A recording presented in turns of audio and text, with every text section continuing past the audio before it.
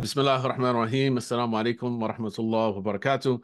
Welcome to Talking with Teachers. I'm your host, Dr. Abdullah bin Hamid Ali. And today we have a special guest, Dr. Sherman Jackson.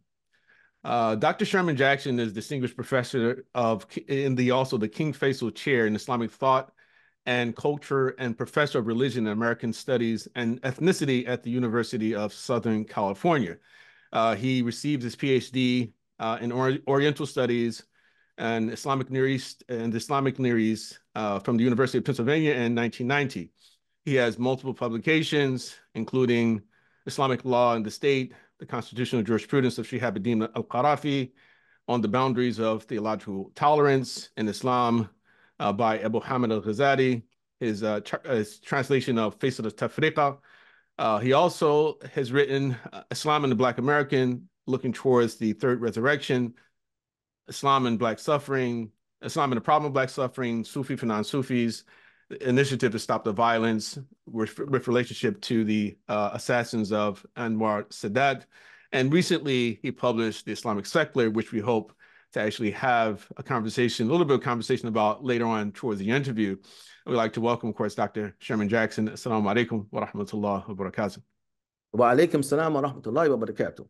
Inshallah. And so before we continue, I wanted to encourage everyone to like the video and to subscribe as well, inshallah. We're also going to be found on Spotify. So Dr. Jackson, mashallah, as always, it's a pleasure to have the opportunity to speak to you and to learn from you. And, so I really do thank you for taking out the time. I know you're very busy. And so I'm looking forward to a very organic and very useful and beneficial conversation, inshallah. And so as many people who actually watch the podcast, I'm quite sure by this time they've seen a pattern that we've had, and we typically start off by speaking about the guests, and in particular with regard to the journey, prior to where you are right now.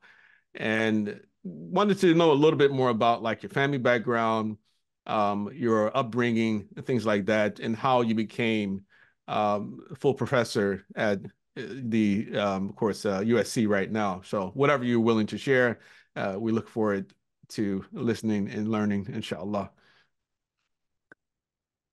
Inshallah. Bismillah ar-Rahman ar-Rahim. Alhamdulillah, nasta'inhu wa nastaghfiruhu wa nastahdih wa na'udhu billahi min shururi anfusina wa min sayyiati a'malina man yahdihillahu fala mudilla lahu ومن يضلل فلا هادي له واشهد ان لا اله الا الله وحده لا شريك له واشهد ان محمدا عبده ورسوله رب اشرح لي صدري ويسر لي امري واحلل عقدة من لساني يفقهوا قولي وقني شر نفسي وفلت لساني وان اضل بغير حق ورب العالمين يا رب العالمين وبعد. So inshallah, you wanted to talk about my family background and upbringing. Yes. Okay, well, I was born in Philadelphia, Pennsylvania, in the mid-1950s, in a lower working class neighborhood in Philadelphia. My mother was quite religious. She went to church regularly on Sundays, sometimes even during the week.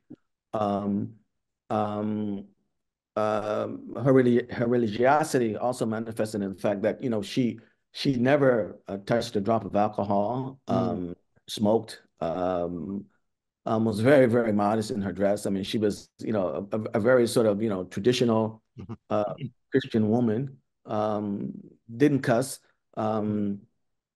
That's who my mother was. My father was not.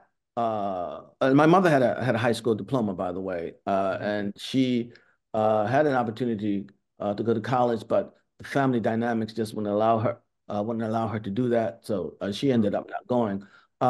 My father, on the other hand, was a foundryman. He only had a 5th grade education. He was not an atheist. When we were very young, Easter Sunday, for example, everybody went to church, including my father. In fact, I remember I had 4 brothers. We were five brothers.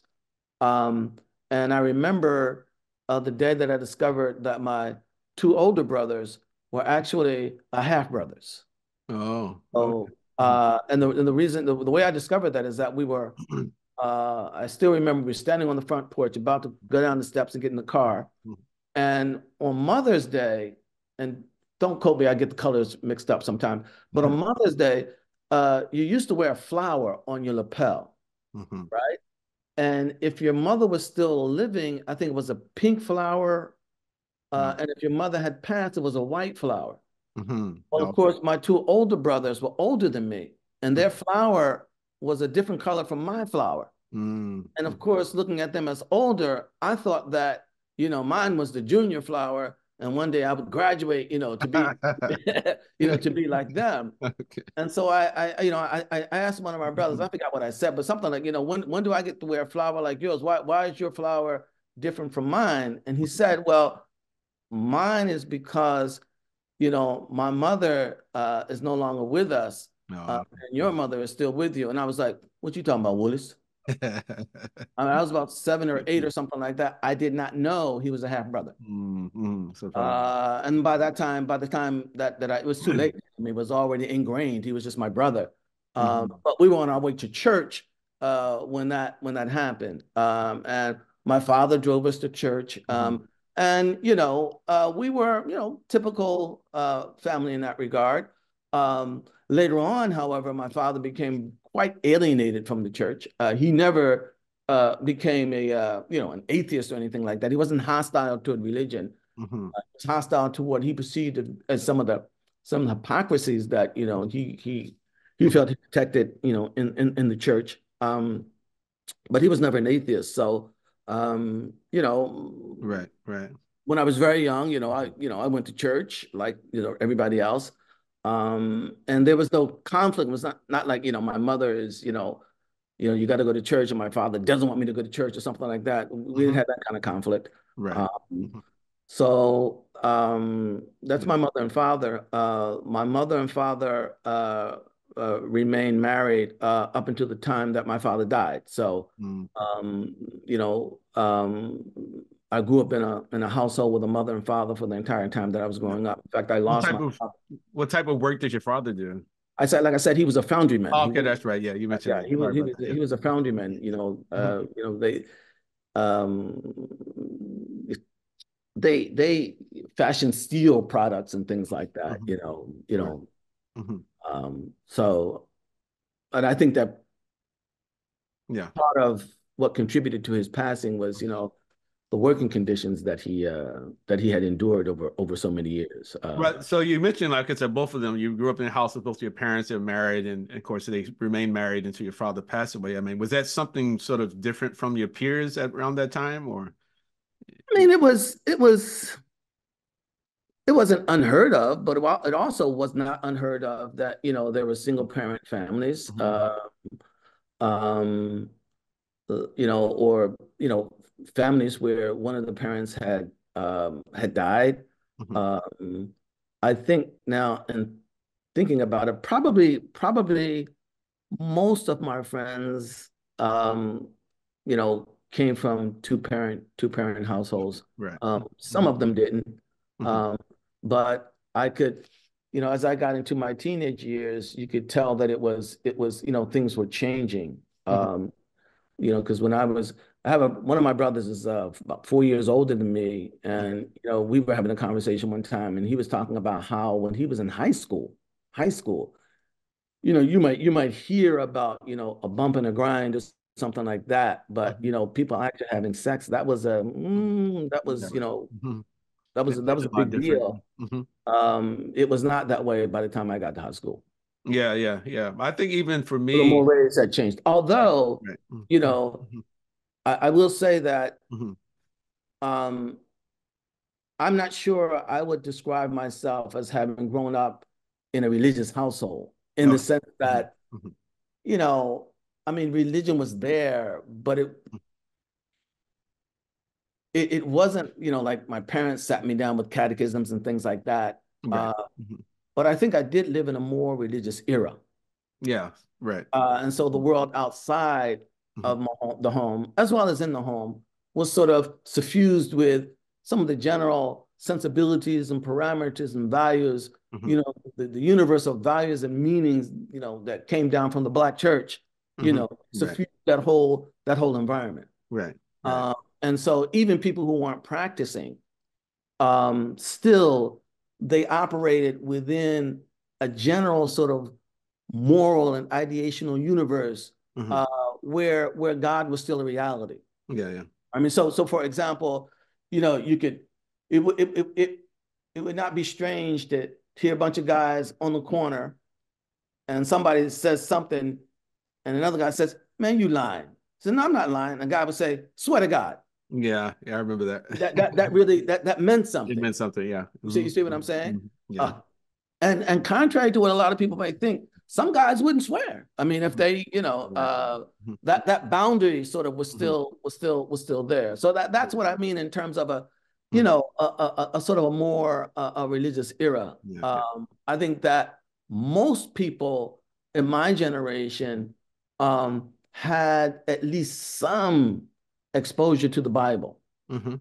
Um, Now you may be looking at 2, 3 generations maybe who have, never opened the Bible. So we're talking about very different Yeah. Yeah. Yeah. atmospheres. So I think I lived in a more religious era, Mhm. and I'm not, saying that it was Yeah. pristine religious. Everybody was, Yeah. good issues and all that, but just as a general atmosphere. No, that's a good point. That's good, something important to highlight. I think, I guess, I imagine that one of the main reasons that you bring that up is to sort of contrast it to the present, and and you perhaps would believe or do believe that uh, having a or growing up in a home with two parents who actually have some consciousness of God and of decency does play a role in the relative success, I guess you would say, of the children when they grow older, and perhaps you see, I'm just wondering, like, if that's sort of like your thinking, or just it's just something that you Well, just felt. I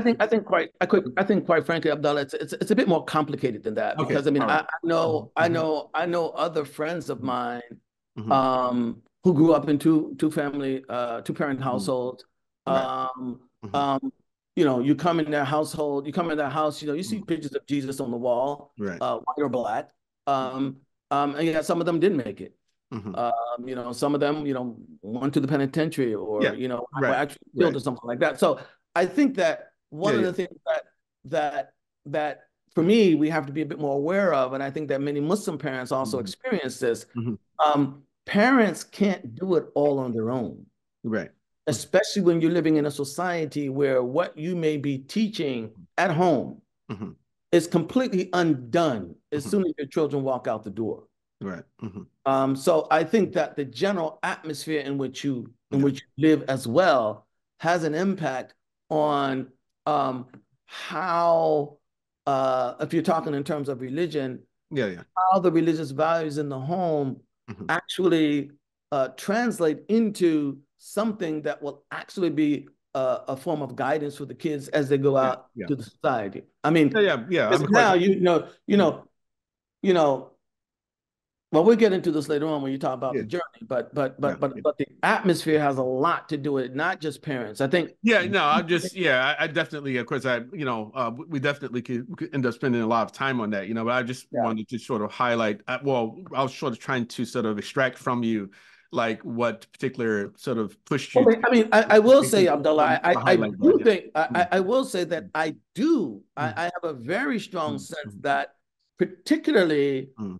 my father's presence Mhm. was extremely important in terms of my own success Mhm. because Mhm. Um, and I don't know what kind of pushback we'll get for this, but we're talking different generations now. Mhm. My father was not, by any stretch, an abusive man. Mhm.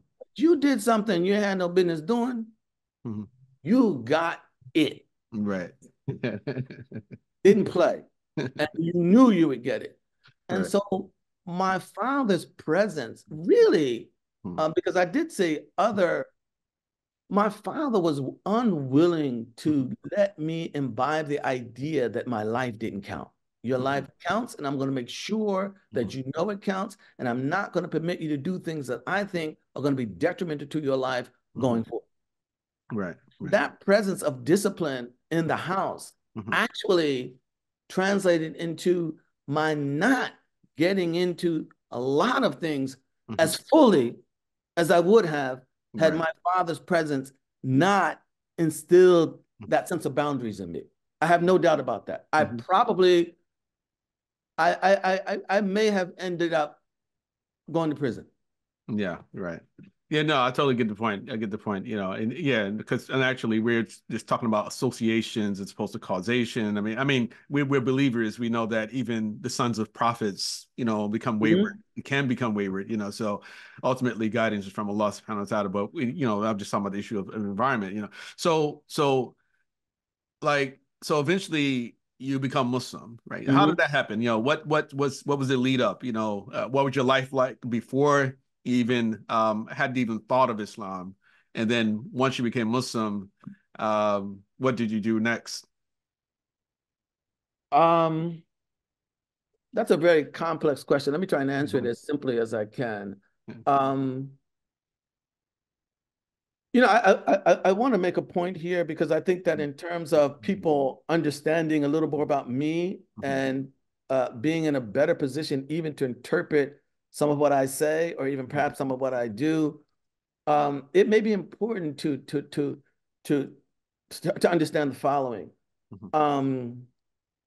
Like I said, I was born in the 1950s, and today, Philadelphia is one of the most Muslim cities, perhaps, in the country. All right? Right. But it was not always that way. When I was in elementary school, for example, I knew no Muslims. None. There was one guy who we used to tease him because, you know, they said that his family was Muslim, something like that. I think that his father was sort of a Pan-Africanist with Islam as a sort of an accoutrement to that. I mean, because he never prayed or anything. He never came to school talking about Ramadan or anything like that. But in terms of, outwardly practicing Muslims, I knew none. Zero. And yet, by the time I hit my 20s, Islam is a household word in Philadelphia. Right.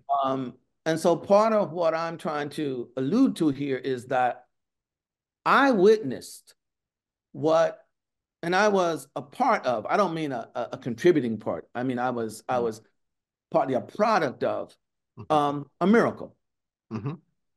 By which I mean that if in 1956, when I was born,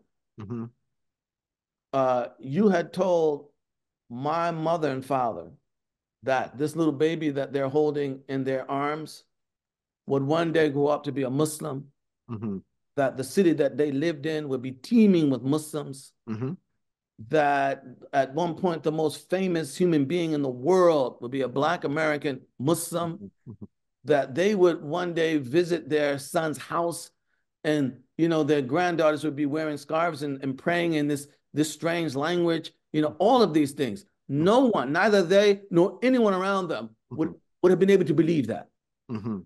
No one would have believed that Islam would become this phenomenon in Black America. Right. And yet it did. Yes. And for me, the Nation of Islam was really an important part of that because they did two things at least. They established an alternative way of being Black in America, and they also established an alternative way of being religious in America.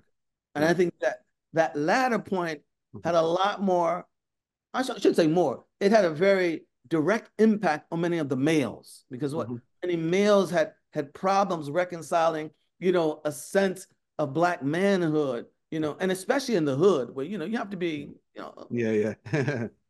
right?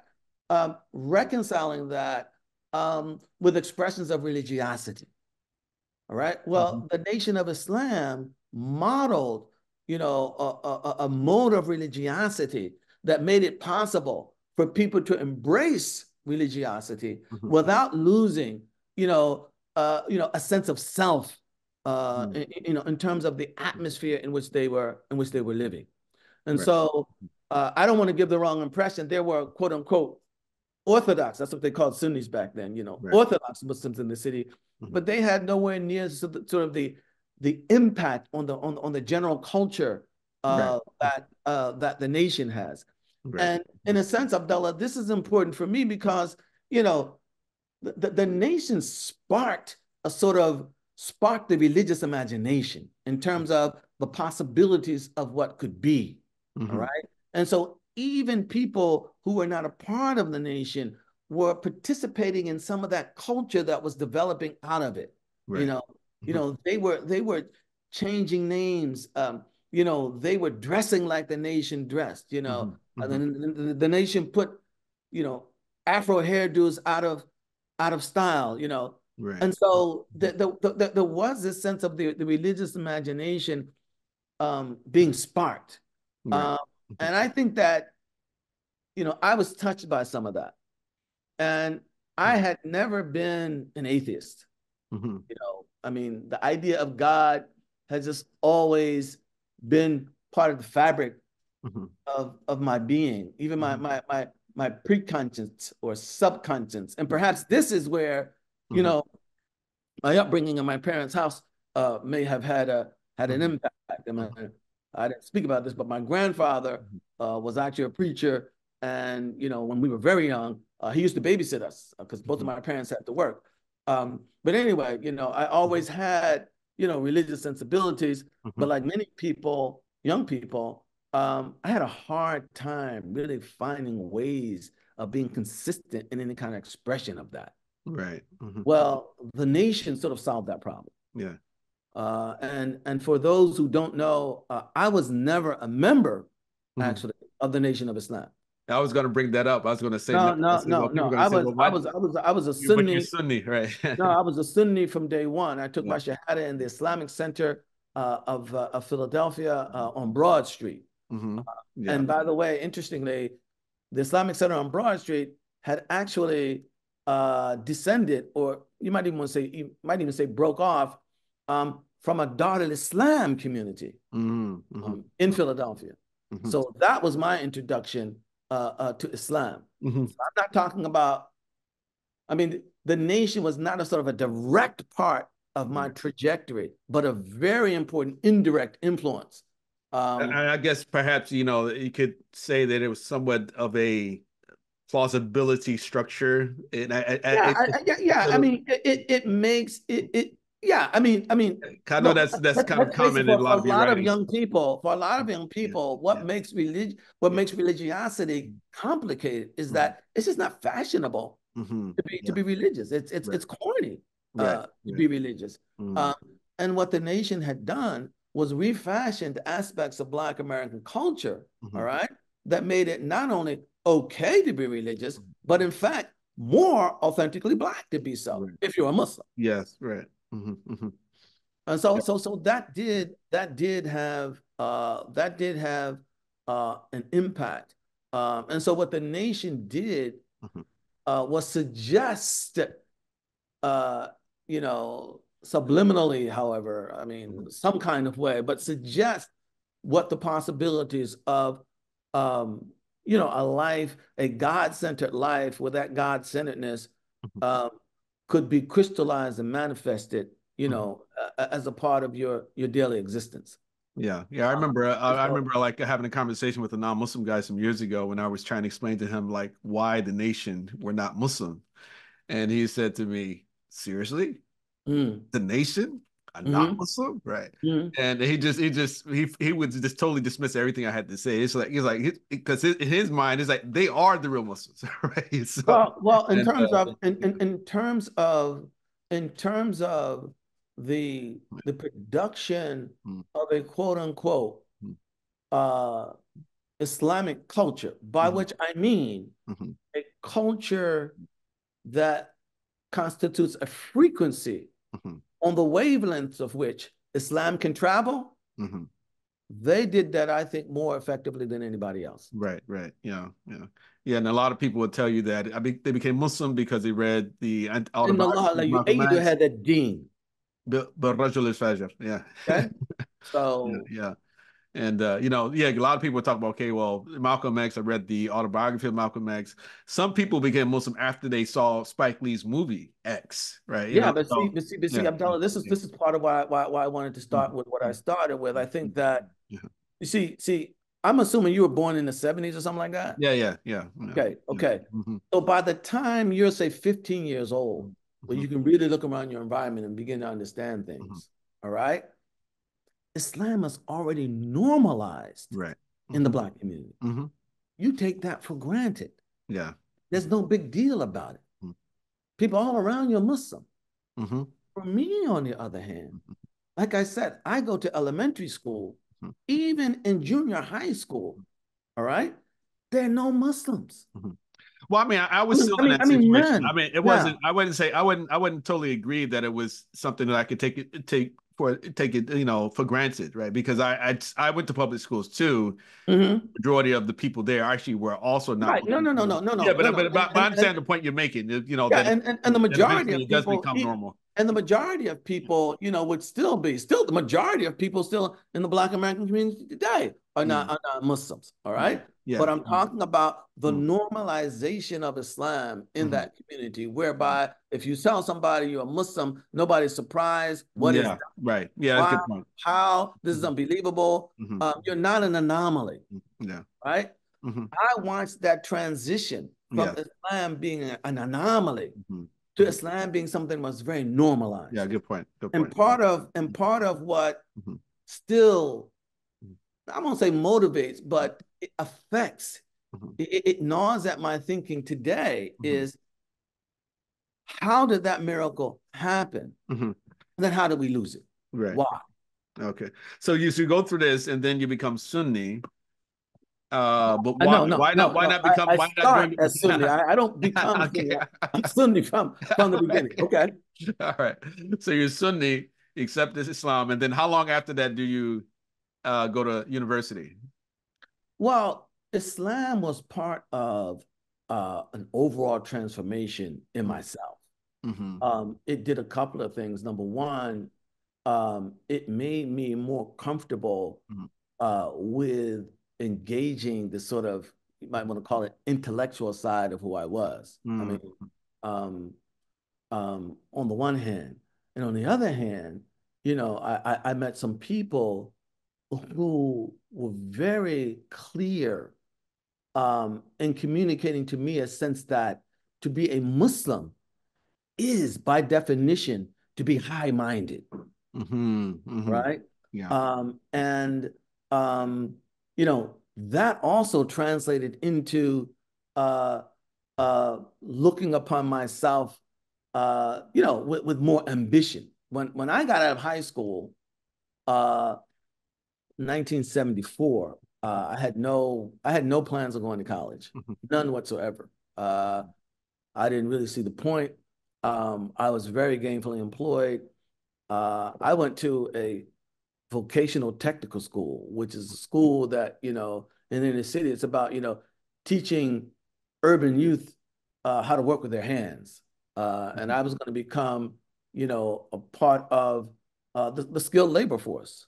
Mm-hmm. And I was for a while. Mm-hmm. So at that school, they had a program where if you got a job, and they would match you up with potential employers. It Mm-hmm. was vocational technical school. I was sort of industrial instrumentationist. You fix machines that, if you have syrup, you got to heat the syrup for it to travel through the machines, and you got to Mm-hmm. keep the temperature. Yeah. So I fixed Okay. those kinds of instruments. Mm-hmm. So they had this program, whereas if you got a job, they let you take that job as long as your GPA was a certain level in Mm-hmm. your first semester of your last year. Mm-hmm. You could go out and work for your second semester of your last year, Mm-hmm. and your GPA from your first semester would just carry over into your second semester, and then you'd graduate and go on and live your life. Mm-hmm. Well, by the time I left Westinghouse, I was working for Westinghouse in 1979 because I became a Muslim. And by the way, Abdullah, please don't quote me on any of these dates. For some reason, dates are just beginning. I mean, they're just beginning to fade uh, in my memory. Anyway, Mm-hmm. so I became Muslim in 1978. By 1979, I had decided to go to college, and I worked full time my first year and went to college full time. I was Mm-hmm. at Temple University at that time, Mm-hmm. barely got in. Mm-hmm. Um, um, um, but I had, before that, before I became a Muslim, no ambition to go to college. Mm-hmm. Going to college was a part of, my new sort of image of myself and my role in society and in the Muslim community. Mm-hmm.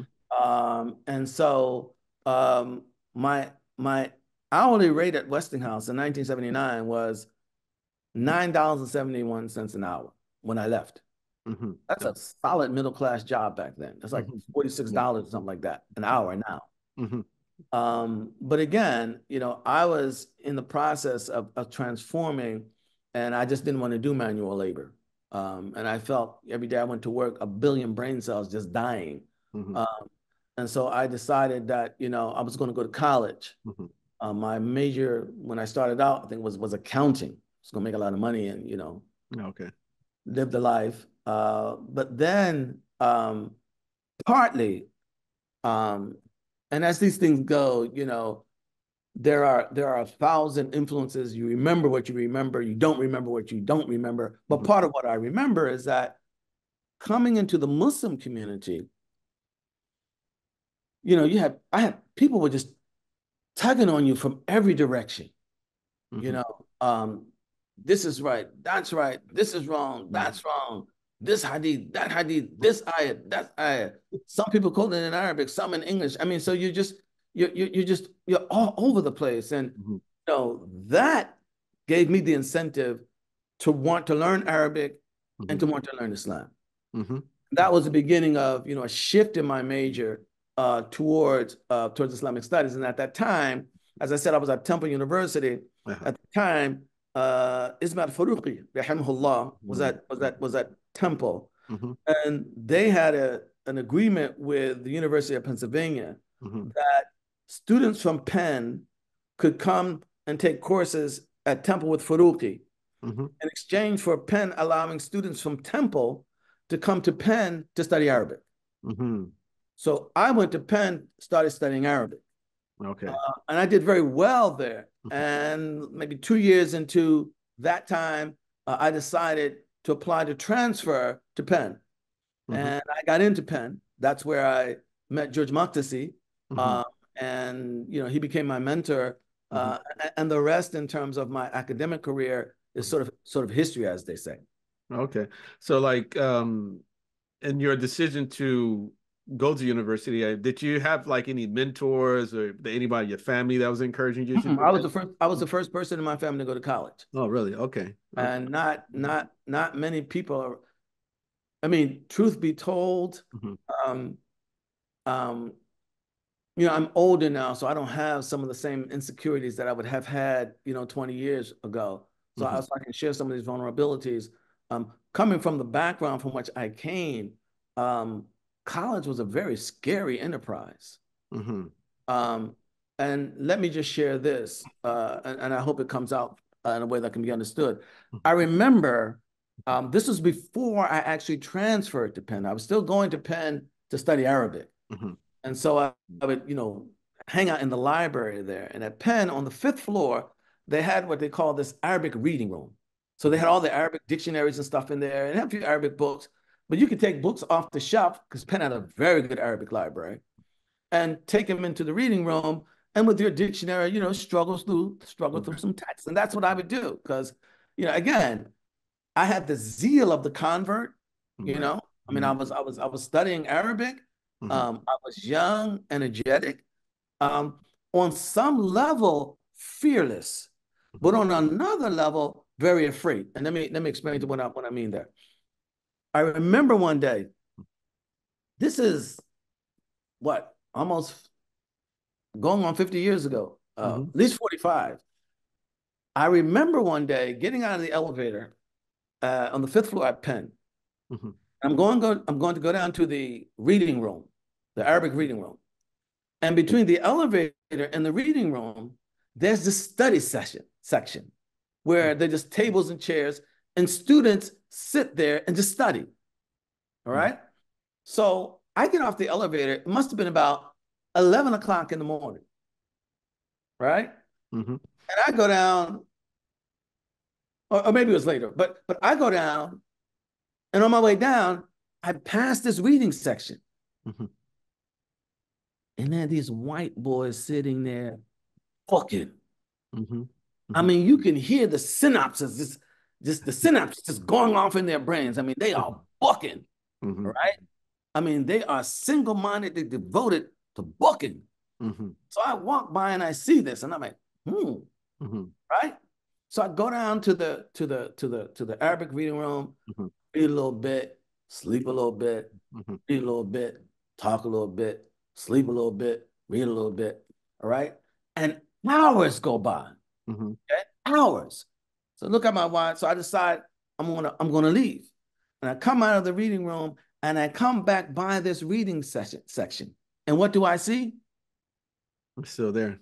The same white boys bucking. Yeah. Abdullah Yeah. scared the crap out of me because Yeah. I had to ask that's your competition. Yes. Right. All right. Here I am, Mm-hmm. In high school, my first period class Mm-hmm. was the first floor bathroom Mm-hmm. for certain activities. Mm-hmm. You know what I'm talking about, Yeah. Yeah. right? Mm-hmm. I wasn't very serious about school in high school at all. Mm-hmm. And now that's going to be my competition. Right. Mm-hmm. And what that did, I had to learn a whole different kind of courage. Yeah. Mm-hmm. Courage to face myself and my own deficits. Right. Mm-hmm. I could go down, I could face the knife and the gun, because I grew up in the gang war days. And by the way, I wasn't no super tough guy. I just held my own. No, Yeah. lots Yeah. of Make it people yeah. like to I just held my own. Yeah. All right. Mm-hmm. And I think, my homeboys would say we'd rather have him with us Mm-hmm. if we're going than not with us. Mm-hmm. All right. But so I had I could deal with that kind of threat. Mm-hmm. But the threat that left me questioning myself, that's a different kind of courage. Mm-hmm. Right? Because if I failed in the academy, I would have to face me. So I had to learn, to have the courage to overcome fears about myself, Yeah. about my own Mm-hmm. adequacies or inadequacies, as it were. Yeah. I think, I And recall. Go ahead. Mm-hmm. Islam was a very, very, very critical factor in my ability to do that. Yeah, well, alhamdulillah. Yeah, I actually recall meeting you for the first time during the 1990s. And of course, prior to that, I heard a lot about you. You had already left Philadelphia around that time, I believe. And you were invited to Philly for some type of fundraiser. And I think you were the very first person I ever heard say that you talked about the attitude, again, the white students at University of Penn. And there was some type of conversation you had with someone, and I don't remember exactly what it was, but basically you were just amazed, expressing your amazement at the sort of the diligence and just the ambition of this particular guy who had said to you something along the lines of like, if you don't shoot for the stars, or if you shoot for the stars, you might land on the moon, right? Mm-hmm. And so you're the first person in my life I ever heard something like that, a story like that from. And I came up like in Philly, as you know, like the culture in Philly, and in particular when I was a teenager, I was around a lot of brothers who were very anti-education. Yeah, so was I. Right. And I would sometimes even be, I guess you'd say, the subject of people's envy, because I actually, alhamdulillah, that Allah blessed me to be able to access Arabic a lot better than a lot of people around me, especially a lot of older brothers. And guys would say things like, well, what Arabic gonna do for you if the jihad starts, right? That kind of talk, right? So, but anyway, I was wondering like how your own friends, how they took your decision to actually go to university, because like I said, you talked about how you were, around in the gang war days, you kind of like where, you're around those type of people. And I would imagine that they were not as inclined towards higher education. As a matter of fact, a lot of brothers I know who, actually were very negative about going to study in universities because of what certain imams told them. Mm-hmm. Mm, Well, yeah, well, first of all, you have to yeah, remember yeah, that yeah, I didn't start college yeah. Mm. until I was 22. Uh-huh. All Okay, right. right. Uh-huh. So I was Mm, older. mhm, And for that reason, mm, I was a bit less dependent on the mm, validation mm, from my friends mm. as I may have been even a few years before that. That's Okay, number one. right. Yeah. Number two, Mhm, they were older as well. mhm, And it's not just age that I'm talking about here, but if you are um, a straight up killer mhm, mhm, back in the day, mhm, um, and just to honor them, I just have to say, I mhm, grew up with some bad dudes, boy. mhm, And what really, to think that these guys were children. We mhm. all thought that we were grown men then. Right. We were Mhm, 14, 15, 16. I mhm, saw guys stare down guns, mhm, mhm. right? I mean, um, but so you're a real tough guy back in the day. Yeah. But now you're 21, you're 22, you're 23. Mhm. Tough guy don't pay no rent. Mhm. No, no. You so Yeah, so yeah, so yeah. the Yeah. realities that we're all beginning to face now Mhm, as grown men mhm, are just different. And mhm, people recognize now you have to do what you have to do mhm, um, to be able to rise to that challenge. All mhm, right. mhm, And so that mitigated somewhat, any choice to do something mhm, that would put you in a position to rise to that challenge. And then there was a third factor, mhm, which was this. Um, I have an older brother. Like I said, he's 4 years older than me. I had mhm, two older brothers. Uh, the one next to me, just older than me, um, he was he was a killer. He mhm, was, and I'm talking about guys who, were themselves killers. They would say, "My brother came to school. We walked down the avenue. That's it, because he's with us." mhm, mhm, And so my brother got in a lot of trouble, mhm, and we were cursed in a sense. We had a very large landmass as a gang. mhm, But we had no junior high schools mhm, and no senior high schools in our turf. mhm, That means that we had to go outside, virtually into enemy territory mhm, to go to junior high school mhm, and enemy territory to go to senior high school. So mhm, my brother got in a lot of trouble in high school. mhm. And my father told me, if you go up there and start getting in that trouble, you're going to have some trouble. Yeah. And my father was the one who made the decision that I would go to this vocational technical school. Mhm, But mhm, what that meant was, and my father didn't know it, that was putting me in more danger because I had to take two buses and a train to get to school yeah, from where yeah. I lived all the way down to 22nd and Lehigh. Mhm, Which was in a sense a much tougher gang area.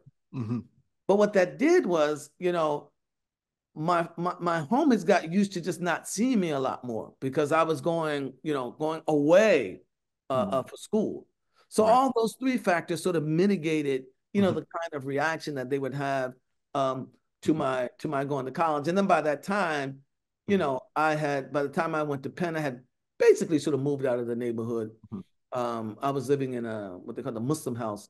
I think it was 46 in Larchwood in West Philly, mhm, walking distance from Penn. Um, so I didn't go through that much there. I mhm. did experience sort of the anti-intellectualism, anti-educationalism within the Muslim community, Right, right. because Mhm, many of those brothers still saw. There was a contradiction mhm. between education and blackness, and of Right. course, Mhm. blackness sort of was Yeah. identified with Islam. And so there was pushback there. Absolutely. Yeah, yeah, yeah. It's unfortunate. Actually, before starting this recording, I was looking at a YouTube video just a little while ago, and it's a young brother who I actually knew growing up. He's about 10, perhaps even 15 years younger than I am, but it was really interesting. He had been interviewed by someone. He's from Philadelphia, and he was a born Muslim, and so he was formerly incarcerated, and they were just talking about how the bad things are in Philadelphia and how he's trying to, you know, he's trying to do something positive for the youth, young Muslims there, because it's at a point now that it's as if like almost like the entire city is Muslim. And of course, not literally, but there are a lot of Muslims in Philadelphia right now. And I remember when I was a chaplain, which I stopped being a chaplain back in 2007. I remember sitting down with a young brother in my office, and he was in prison for selling drugs.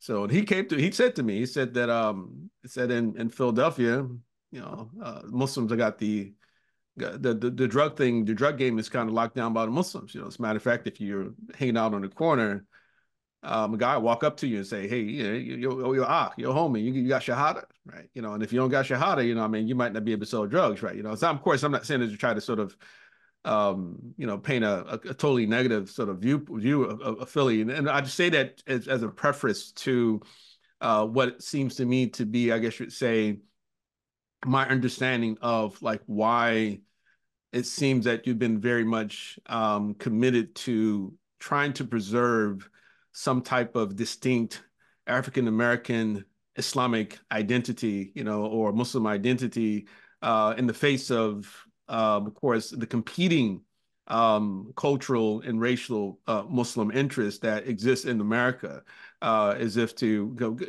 there has to be some way to empower the people at the bottom, the people who have suffered the most historically in America. And I'm just, again, it was a reflection that I'm just having at the moment. I mean, Mhm. I'm trying to see, what you think about, those comments.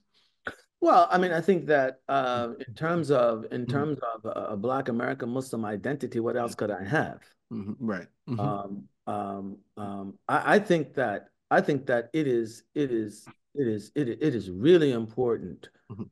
um, um, that Muslims in America put both feet on the ground in America. Mhm. Mhm. And in terms of the way that they engage Islam in a way Mhm. in which they seek to get it to speak effectively to their reality Mhm. with both feet on the ground in America, just as Muslims have done in every society in which they lived, including Mhm. Arabia.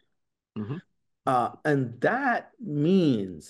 um, that means for me, and this is the importance of the whole concept of, that I often use of indigenization, Mhm. which is a lot of people think it is, which Yeah. is not assimilation. You're right. Mhm. Um, um, you think about, for example, the number of Sahaba who, Ubayd bin Samit, for example, and there are others Mhm. who say that I know that people think that Surah Al-Fath was a reference to the conquest of Mecca, Mhm. but they are wrong. Mhm. It was actually a reference to the Treaty of Hudaybiyah. Yeah. Mhm. And one of the things that the Treaty of Hudaybiyah did Mhm. was, in a sense, it gave the Prophet the ability Mhm. to make pilgrimage, to make that Umrah Mhm. to Mecca. Mhm. And making that Umrah to Mecca, on Mhm. my reading, Yeah. goes a long way in authenticating Islam as a bona fide Arabian religion. Yes. Mhm. Arabians could now embrace Islam Mhm. with no sense of Mhm. betraying their Arabianness. Yeah. Mhm. All right. And so the indigenization of Islam is part of the very ability Mhm. of Islam to instantiate itself Mhm. on the ground and then preserve itself transgenerationally Mhm. in any place. So you're talking about the horizontal spread and the vertical spread of Islam. Mhm. You have to indigenize Yes. to do that. Mhm. And so for me, Mhm. as a Black American, Mhm. I see that community. And again, this goes back to the miracle that I started off by talking about. I Yes. saw that miracle. And by Mhm. the way, it's not just Black people who are affected by that miracle. I Mhm. know any number of Yeah. white American Muslims who Yeah. have told me, it was reading the autobiography of Malcolm X, Mhm. or encountering this Black American Muslim or that Black American Muslim, Mhm. Mhm. right? Um, because while there are deep racial tensions between blacks and whites in America, Mhm. um, they still do recognize each other, Yes. as excuse me, as indigenous to a single project, Right. Exactly. right? I mean, let me give you that what I'm talking about. I remember when I was in Egypt, man. Um, I tried to make Hajj from Egypt. Mhm. Uh, I won't say never, but don't ever try that, man. They put me through hell, man. And so I had to go to the American embassy on a number of occasions because you got to get all these permissions and all this stuff. So I go to the American embassy, and at that time, everybody wanted to come to America. So the line was just Mhm. blocks long, and it Mhm. was very chaotic, Mhm. Mhm. right? And they had this big, they had this Marine standing at the door with this M16, Mhm. just turning everybody away. And Mhm. so when I had to go up there, I would, I would like almost purposely sort of exaggerate, Philly dip. Yeah. If you know what I'm talking about, you know what I'm talking about. Yeah, that's what I'm laughing. Exaggerate, a Philly dip, and I walk up to the Marine dude, what's up, Cuddy? And he would let me in. Right. And what I'm saying is that, I mean, in a sense, what he was saying is that, see, Mm. Mm. that's a market. Right, right, right. It's Now, all I don't care how dark they are, they can't fake that. right, right. Yeah. I even know that. Mhm, mhm. I come from Appalachia or something Yeah, like that. yeah, All right. yeah. And so in terms of authenticity, Mhm, we have the ability to authenticate mhm. Islam as a bona fide American phenomenon. Yeah, yeah. And my understanding of the Sira of the Qasim Mhm. is that's part of what our mission should be. Yeah, yeah. Now, with regard to assimilation, Mhm, Abdallah, I remember I was at Penn at this time, and a classmate and I, we were walking downtown Philadelphia. Uh, I forget where it was. Anyway, off campus, but downtown. And I happened to bump into a guy that I knew in high school. Now he wasn't even really from like my neighborhood, because like I said, I took two buses and a train to get to high school. The guy I knew from high school, mhm, and we stopped and we had maybe a 5-7 minute conversation. mhm, And so when the guy turned to walk away, my classmate, who was white from the University of Pennsylvania, mhm. turned to me and said, "What language was that?" And I said, "It was English." All right. And what had happened was that, I had lapsed into, Ebonics. well, the way, Right, yeah. on the receptism, Right, I mean, right. right. I spoke to him in the language that we always spoke. Right, right. He couldn't even understand it. Mhm, mhm. Right. And Yeah. my point is that here we are. We have a language of our own. We Mhm, have a mhm, culture of our own. We mhm. have a style of our own, a Right. dress of our own, a Mhm, music. I mean, mhm. why would I have to assimilate? Right. Mhm, Right? I mhm, mean, I'm already mhm. one alternative Yeah. modality of being American. All Yes. right. Right. Now, I understand, given the history of the Muslim community, and and this ummah has been through hell over the last 200 years. Right. Mhm, And, mhm, and the West has been the contributor to mhm, that hell. mhm. And America, part of that. Yes. But I get it. Mhm. The negative animus Yeah. toward America. I get it. All Mhm. right.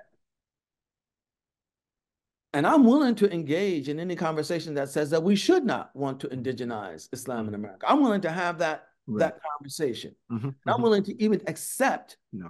arguments that are grounded in, understandings that are based on what Allah, His Messenger, and the Islamic tradition have to say, that says we should. I'm willing to be honest and engage those. Right. What I'm not willing to do is to be told that you can't be American because I'm not comfortable being American. Right.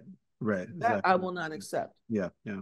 Your experience is a bona fide experience, but Yeah. it is not the universally normative experience by which all Muslims have to live. Yeah. No, I think this is That I key. do not accept. Yeah, this is a key point. I mean, I think that this is like been the source of a lot of like confusion, in particular about your own thinking and my viewpoint. You know, at least my understanding of you is that, of course, at the foundation of everything that you're saying, or rather see the ultimate maqsad, I guess you would say, is to make Islam a force of good within the society, right? You know, and you don't have any reservations about saying that Islam could make America better. Let me just modify one thing you Right. say. I mean, I would say to make Yeah. Islam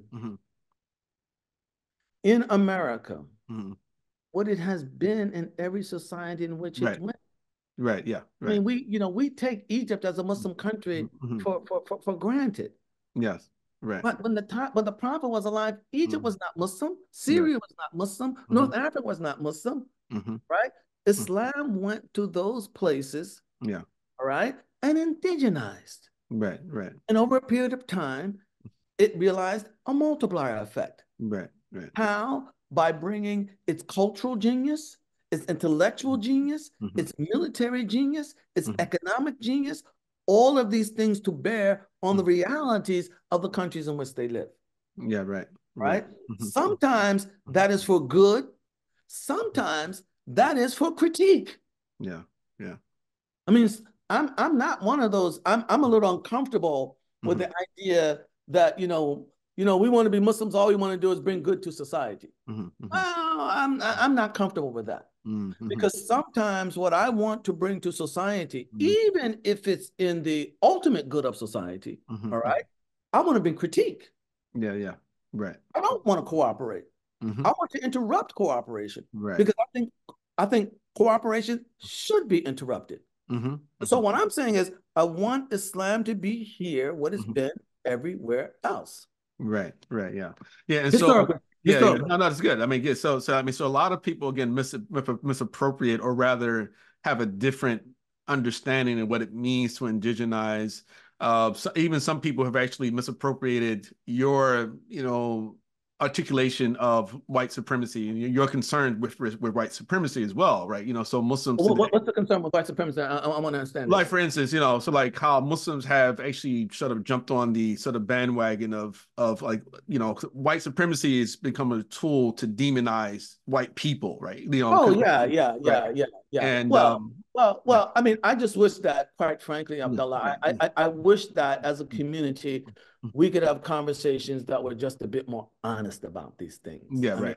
I mean, on the one hand, even when I wrote Islam in the Black America, and even some things before that, whenever I would mention white supremacy, all right, many in the Muslim community, particularly immigrant Muslims, yeah, they were opposed to you. I remember that. Recoil at that. Yeah, what is that? Trying to take us back to the nation of Islam? Yeah, right. And I was not at all. Right. Part of my point was that, no, you must understand something. Okay, you cannot do America without doing race. Right. Exactly. At that time, that was not a part of their reality, or at least they didn't think it was a part of their reality. History, however, has driven that message to their front door. And so now they see that, yes, white supremacy is an issue. All right. Yeah. But it's been taken to an extreme. And you don't have to be Black to be on the wrong side of white supremacy as an issue. What many of them apparently don't understand, all right, is that white supremacy, while on some level it's obviously promulgated by some white people, right, but it is not the same as white people. Yes, right. I am not opposed to white people. I am opposed to white supremacy. And quite frankly, if I may be frank about this, I see elements of the Muslim community that reflect or demonstrate white supremacy, although they themselves are not white. Yes, right, right. Or rather, And just on the other hand, yeah. some of the most Mm-hmm. devastating critiques that I've read Mm-hmm. of white supremacy have been by people who have been white. Yeah, right, right, yeah. Yeah, yeah, and I mean this the idea, of course, this racial supremacy itself, Nick, is extremely problematic. You know, I mean, That's if of right. course, That's why I was never really attracted to the Nation of Islam. right, But I think that one of the things that Muslims really have to avoid, we mm-hmm. really have to avoid, we have to avoid attacking them Mm-hmm. only in order to become them. Yes, right, We cannot attack racial hierarchy on the one hand, just to turn around and the first opportunity we have to install a system of racial hierarchy, that's what we do. yes, So right, it's wrong when they do it, but not wrong when we do it. right, right. Yeah, and that's part of my point. You know, just like this, it's like okay. I'm sorry, what was that? بالبر وتنسون أنفسكم. Is that right? Yeah, exactly. So yeah, yeah. So it's just like, and I think that this is part of, like I said, among the issues that I think are very challenging to make like some of your views very challenging for a lot of people because of, you know, people not fully understanding it in one sense, and then certain Muslims finding a way to I guess you would say weaponize, right, the ideology itself, but in an un-Islamic fashion, right? And then there's a reaction, of course, cultural reaction to that. You know, when to me, like you said you want Islam to actually become as normal here as That's it right. has been anywhere else, right? And you know, and so it's not so it's Why not would that not include white folks? right, exactly, yeah, and it's not about you know, okay, centering black people, right? But because if So especially not black, especially not black people for me yeah, in the story of Islam in America right. is a historical point of departure. Yes, right, exactly, You right, follow exactly. what I'm saying? I Yeah. mean, there were other tribes in Arabia, all right? But Quraysh is a historical point Yeah. of departure. Right, right. You see what I'm saying? Mm-hmm. If they can't be a basis for it, who can? Right, right. Now, this is And not because blacks are these great yeah, yeah, yeah. And if your concern history, wasn't for the yeah, history, Allah chose mm-hmm. this community to Mm-hmm. be the only community in the entire developed Western world where Mm-hmm. you have a transgenerational presence of Islam among a native population. Mm-hmm. You don't have that in England. You don't have that in France. You don't have that in Germany. You Mm-hmm. don't have that in Italy. You Right. have it here. Yeah, exactly. All Exactly. right. And we have to recognize Mm-hmm. in terms of Islam. Mm-hmm. All right. Right. Well, what does this mean? Yeah. What Yeah, should we be doing? right, an acknowledgement of point of departure and That's right.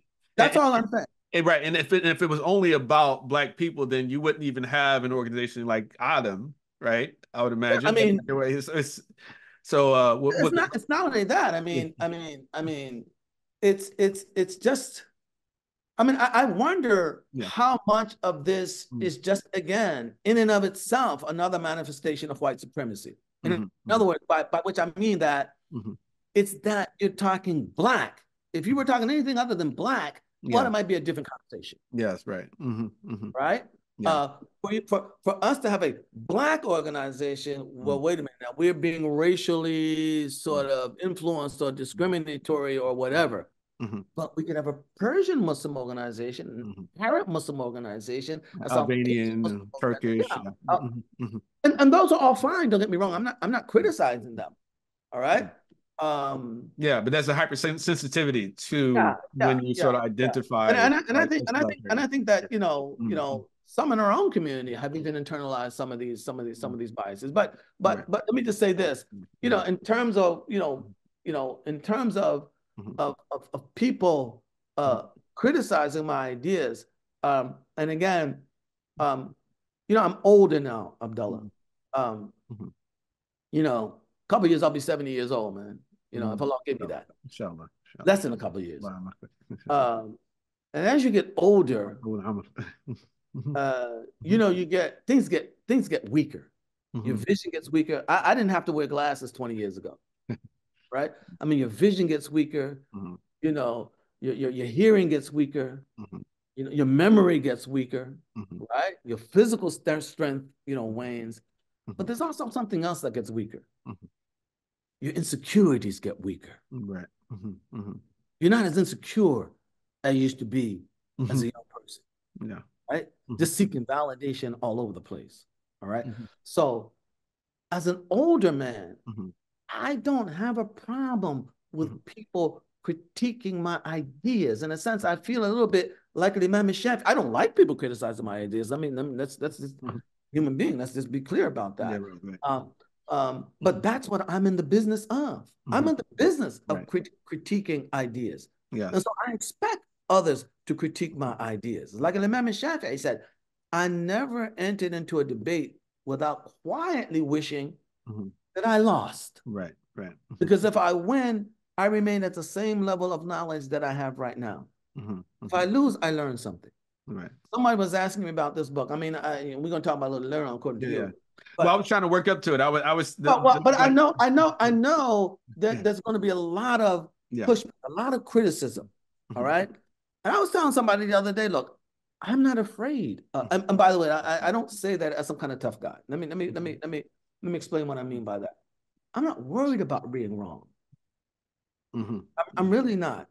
I mean, I worry in the sense that, yes, I do hold myself to a certain standard where I want to be right. All right. But I think I'm right in that book, and I'll defend it. But if I'm shown to be wrong, here's what redeems all that for me. The effort that you would have to put into proving that I'm wrong will translate into an enormous benefit for all of us. Yes. So my being wrong will spawn efforts, all right, that benefit the community. Right. Follow what I'm saying? Yes. I mean, being right is not always all it's cracked up to be, always. Right? You know, you can be wrong, but the fact that you present your ideas in such a way that marshals the kinds of arguments, the kinds of sources, the kinds of considerations that should go into the right answer helps the community toward the right answer. Right. That's the Muslim community, the academic community. All right. So I'm not worried about people critiquing my ideas. I think that we'd be a lot farther along, however, if we could have robust, serious, knock down, drag out debates about those ideas without them devolving into ad hominem attacks where all we want to do is own one another. Yeah. No, I totally agree. And I can see that, you know. And so for me, like, and again, we can start talking about, I wanted to talk about Islamic Secular, you know, but what I was trying to do, I was trying to sort of pull out like what seemed to be sort of like a long thread of like of meaning, I guess we could say, that sort of it colors all of your writing, you know, and it seems like it's been there from the very beginning. And that's why I mentioned earlier on about like it seemed okay, well, at the root of it is seeing Islam as a force of good, you know, which can improve society, you know, American society can improve, of course, any society, right? You know, of course, even though you said, you know, yes, we want to normalize it, indigenizing it, true, right? But also that it seems that, you know, I guess because you often quote McIntyre and you talk about the issue of the plausibility structure, you know, and it seems that this particular theme still, you know, kind of it goes on throughout a lot of your writings, and it kind of. But again, Abdullah, go back to the miracle that I talked about. That's essentially what the Nation of Islam did. Right. The plausibility structure for Islamic community. I've told this story before, but it may bear repeating here. I was in the airport once when I was traveling all over the place. I've lost my travel bug, man. I don't like to travel anymore at all. But anyway, I'm in the airport in Detroit. I stop at a Burger King one morning. I want to get one of these egg and cheese croissants. So standing in front of me is a middle-aged black gentleman with a nice, gold cross, proudly on his chest. Right. You know. And so the woman comes out and slides a whole bunch of sandwiches, wrapped sandwiches into the bin. And the guy stops and he says, "Excuse me, miss, could you tell me what's in those sandwiches?" And then he says, "Don't tell me no swine. I need no swine." Right? Yeah. Now, here's a guy who's a Christian, right?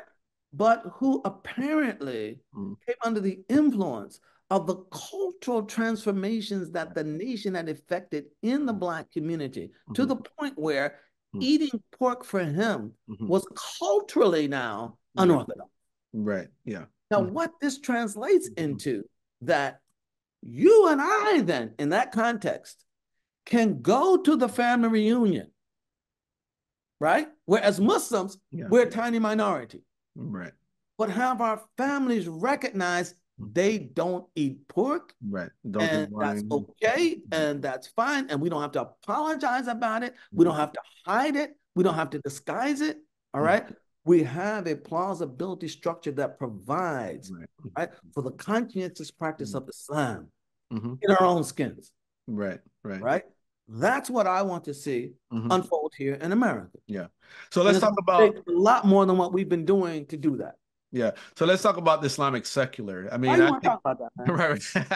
Just a little bit, people don't realize this, man. That book is over 500 pages long, man. Yeah, I know that. Yeah. When you write a book, man, for the first year or two, well, me, for the first year or two, it's like, man, get that thing away from me, man. You don't even want to. Done, man. No, but I just think I think it's relevant. I think it's relevant to this conversation. At least again, my interpretation. So do I. That's why I wrote it. Right, of course, right, of course. That's why I wrote it. And of course, similar to other terms like indigenization. It's like misunderstood. Right. Yeah. So secular. Yeah. Let me break that down. Let me break that down first. Okay. This, you see, and here's where I don't want to play the victim, but sometimes I am victimized, all right? Because people mistake their understanding of something from my understanding. Right. Okay. Because they understand secular in a particular way. I have to understand it in that way. Right? Right. Even more egregious, because they hand over the definition of secular to the modern West. The modern West understanding of secular is to be the only meaning it can have. Right. All right. And so when I use it, I have to be using it for that meaning. And we act as if Islam has nothing to say about that. Yeah. Well, how about etymology? What does etymology have to say about it? Etymology is almost irrelevant. Right. Okay. Etymology is almost irrelevant. Or rather, what I mean by it is the history of its use itself. Now, because it can seem to me that your use of secular is linguistically authentic. Yes, right? Well, two things. Right. Yeah. I don't want to get into too many details, but two things. I will say this. Right. One of the things we mistake about the West, and we do this on several levels, is that we assume that the West is a single thing. Right. No, you have dominant voices in the West, all right? And then you have dissenting voices, even among the majority. Yeah. Follow what I mean by that? Yes, right. Right? Not everybody subscribes to the normativity of secular as non-religious or separating religion from state, even in the West. Right. That's number one. Yes. So when you say the way it's used, well, we mean the way it's used by the dominant culture. Okay, I accept that. That's fine. All right. But that doesn't mean that there are no alternatives to that dominant use. That's number one. Right. Number two, the West, whether you like it or not, okay, and I don't like it, exercises an almost unstoppable hegemony, epistemological, how people think in the world. Yes. Okay. right now, people have two choices in life: to be religious or to be secular. All right. The West has succeeded in making the claim, and I don't mean just an intellectual claim, but even modeling the claim Yes. that the road to success, the road to dignity, the road to progress, to development, and everything that human communities want, okay, leads to, in fact, begins with the secular. Right. Where does that put religion? Right. It puts it right where we see lots of Muslims. All right. Yes. Secularizing, all right, in order to progress. Yes. My point is that if we look at Islam, Islam's tradition, and allow it to speak in its own voice, we will find alternatives to this dichotomy between the religious and the secular. Right. All right? The Islamic secular is a religious secular. There are no non-religious spaces in Islam. There's no place where I can go, Abdullah, right, where I can escape the watchful gaze of the God of Islam. That's right. Everything I do is on record. Now, this is where the Islamic secular comes in. Some of those things are a direct dictate or product of God's revelation, Sharia. Right. All right? But some of those things, Abdullah, I don't get from Sharia. Even if I get the parameters of how I'm supposed to discharge them from Sharia, the actual substance, I don't get from Sharia. Question, is that still a part of Islam or not? Right. It doesn't take its cue from concrete dictates of Allah's revelation. Concrete. Yes. Follow what I mean by that? Yeah. Right? But it is still something that we do for the sake of Allah, for the sake of advancing this deen. All right? So it's Islamic on the one hand. Yeah. All right? But it is not the dictate of revelation, concrete dictate of revelation on the other. Right. Right. It is Islamic secular. Yeah. Yeah. I'm still reading the book. I mean, I've read a bit of it. But do you understand the point that I'm trying to make? Yeah. Totally. I totally get it. I mean, look at the signatures of a Muslim society. How do you know you're in a Muslim society, Abdullah? Well, yeah, I mean, it's the majority of the population, that identifies Muslim. No. You don't know any Arabic. You don't know none of that stuff. Okay. You just dropped off. The culture. It's the culture, right? It's whatever. You don't recognize any culture. I'll tell you what the symbols of a Muslim society. Right. Yeah. One of the main symbols is what? The masjid. The masjid. Yeah. Right. All right. You hear that? You see the domes. Yeah. You see the minaret. All right. I remember I sat on one of the boards and I want to put too sharp a point on this because this can get shouldn't be, but it can get controversial. I sat on one of the boards. It was in Qatar, and Education City wanted to. They were commissioning all these fancy architects to build a new mosque for a masjid for Education City, and we were presented with the plans. All right. And you had all kinds of fancy plans for a masjid, the latest architectural, wow, new age stuff, right? And I remember one sheikh, I'm not going to say his name, rahimahullah. He looked at him and said, "Aina al-masjidiyya." That these plans, they don't look like a masjid. All right. Now, what's the point that I'm making? All right. Were there domes in Medina in the time of the Prophet? No. Were there these towering minarets in Medina in the time of the Prophet? No. How do these things become symbols of Muslim society? It is the cultural ingenuity and appropriation of the Muslims that did that.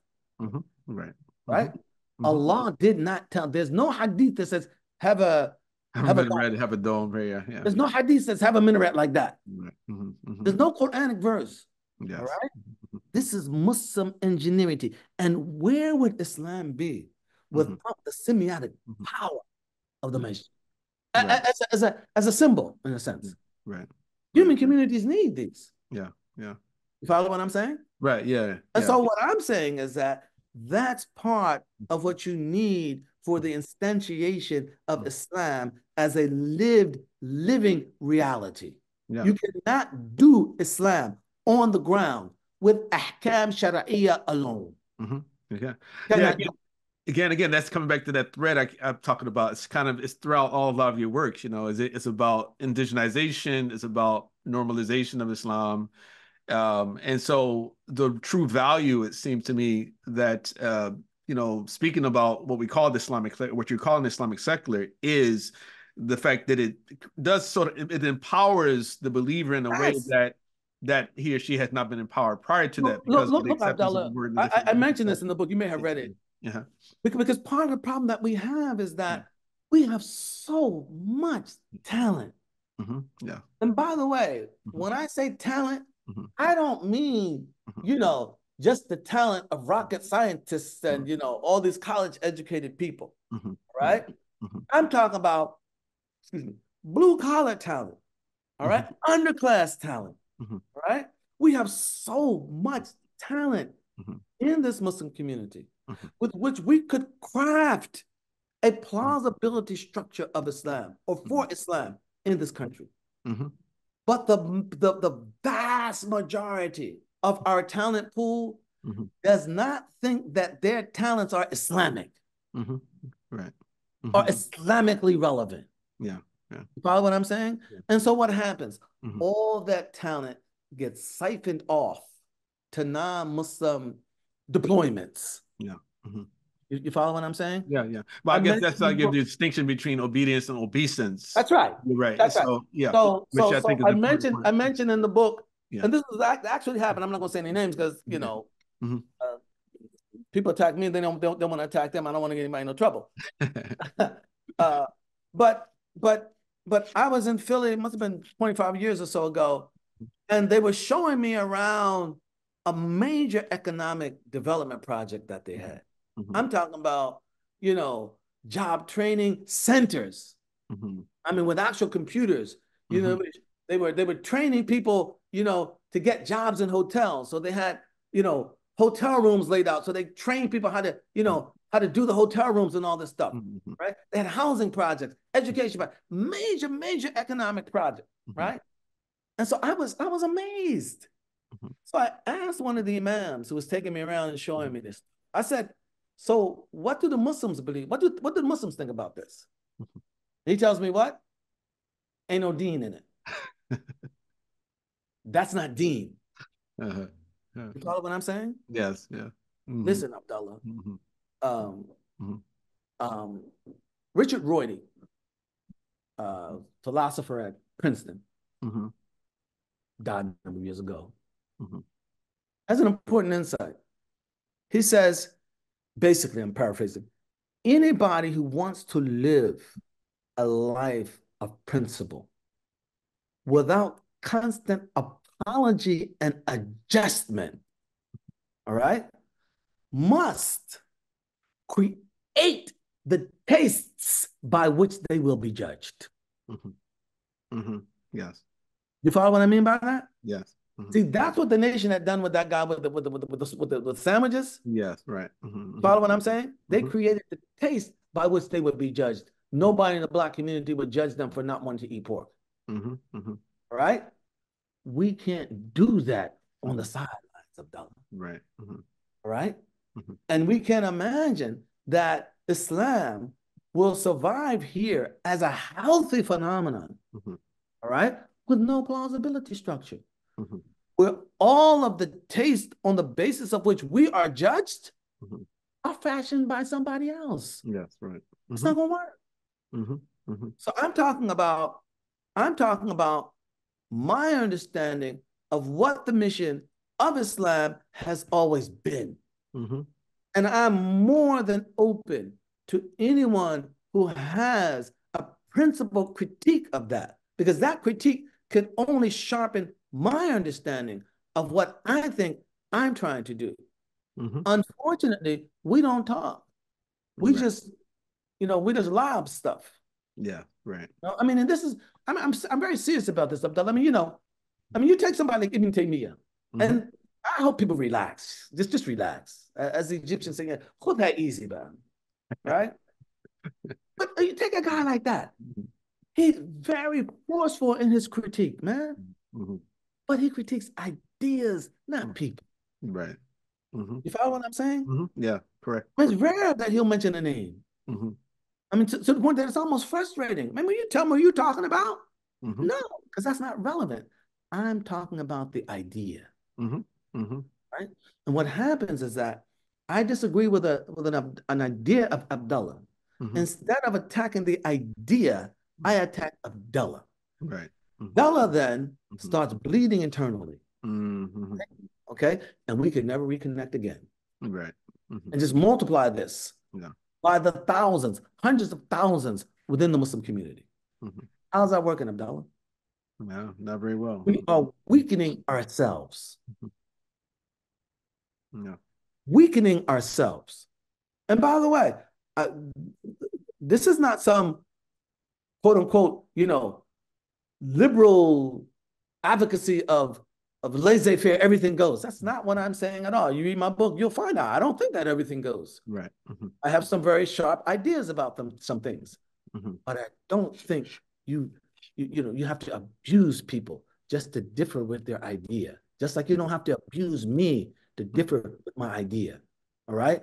And anybody, any scholar, certainly somebody my age who's honest will admit that there are many things, and I'll admit this right now on camera, that things that I thought I understood 20 years ago, 15 years ago, I'm just now coming to understand I didn't really understand them quite like they should be.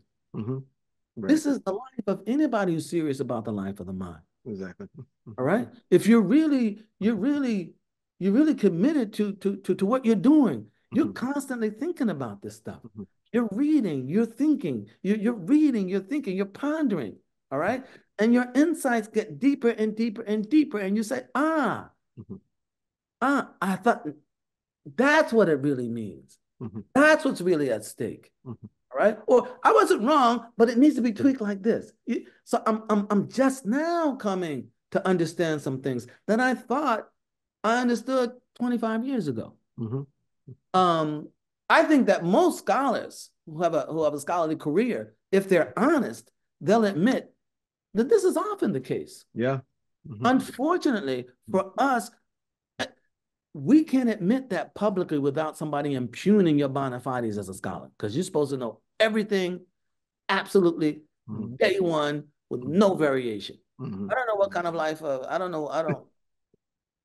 They're crazy people. Yeah. I wouldn't call them crazy. I just think that a lot of this, no, I don't think it's crazy, Abdullah. Yeah. I think that what we have to be a bit more sensitive about the traumas that we have inflicted upon ourselves as a community. People don't feel strong enough. They don't feel secure enough, right, to deal with nuance. Right. They don't feel secure enough to admit, I got that wrong. Because you will excoriate them. Okay? And you will destroy their reputation forever. Right. And so what they will do is that they will scurry to hide behind the person who has the loudest voice.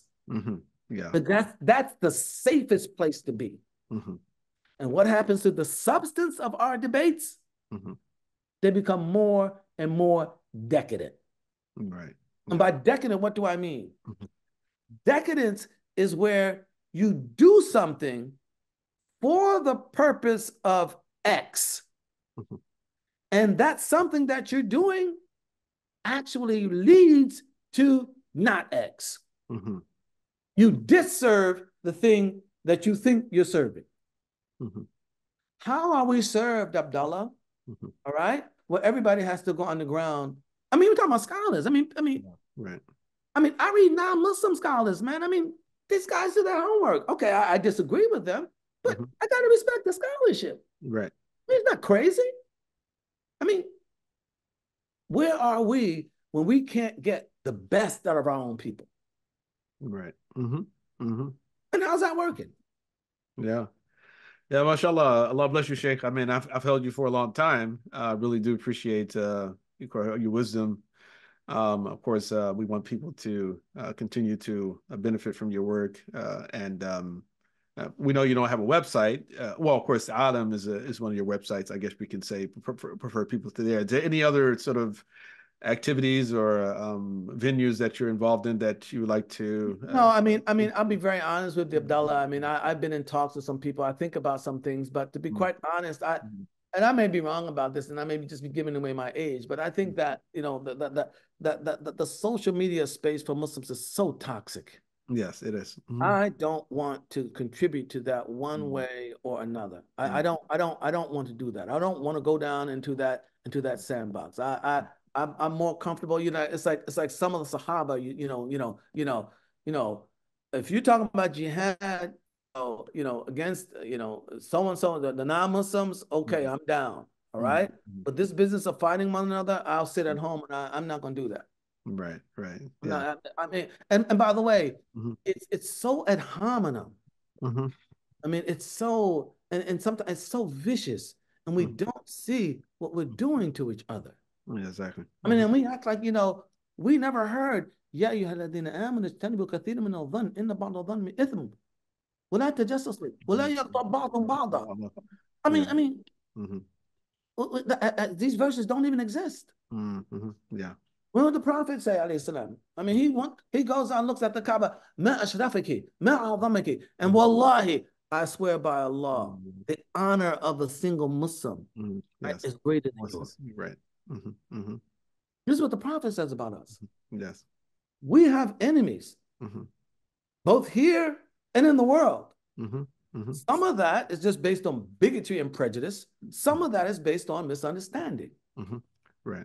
How are we going to marshal the resources to become, once again, people who exercise intellectual authority in the world, cultural authority in the world, Mm-hmm. if all we're doing is taking each other out of the play?